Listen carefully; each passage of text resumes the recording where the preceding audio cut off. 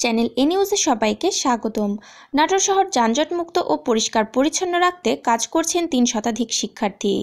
নাটোরের বিশেষ প্রতিনিধির পাঠানো তথ্য ও ছবিতে বিস্তারিত।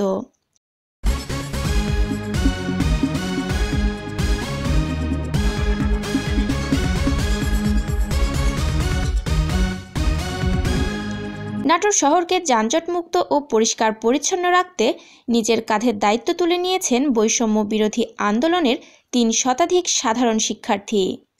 বুধবার ৭ আগস্ট সকাল থেকে শহরের প্রাণকেন্দ্র ট্রাফিক মোড়ে জাতীয় পতাকা শরীরে জড়িয়ে যানবাহনগুলো শৃঙ্খলভাবে চলাচলে সহযোগিতা করছেন তারা।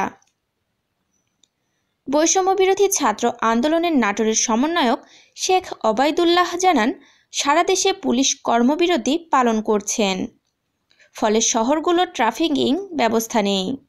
শহরের হরিশপুর, মাদ্রাসা মোড়, ট্রাফিক মোড় স্টেশন ও বেলঘরিয়া বাইপাসের প্রধান সড়কগুলোর শৃঙ্খলা ফেরাতে রোভার স্কাউট সহ জেলার বিভিন্ন শিক্ষা প্রতিষ্ঠানের শিক্ষার্থীরা স্ব-উদ্যোগে শহরকে যানজটমুক্ত এবং পরিষ্কার রাখার দায়িত্ব তারা নিজেদের কাঁধে তুলে নিয়েছেন।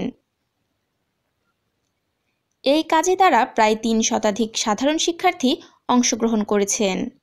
সমন্বয়ক আরও জানান, যতদিন ট্রাফিক পুলিশ তাদের কর্মে না ফিরবেন ততদিন পর্যন্ত তারা শহরের সড়কের শৃঙ্খলা ঠিক রাখতে কাজ করে যাবেন। সরেজমিনে দেখা যায়, ছেলে শিক্ষার্থীদের পাশাপাশি নারী শিক্ষার্থীদের ঝাড়ু হাতে নিয়ে সড়ক পরিষ্কার করছেন।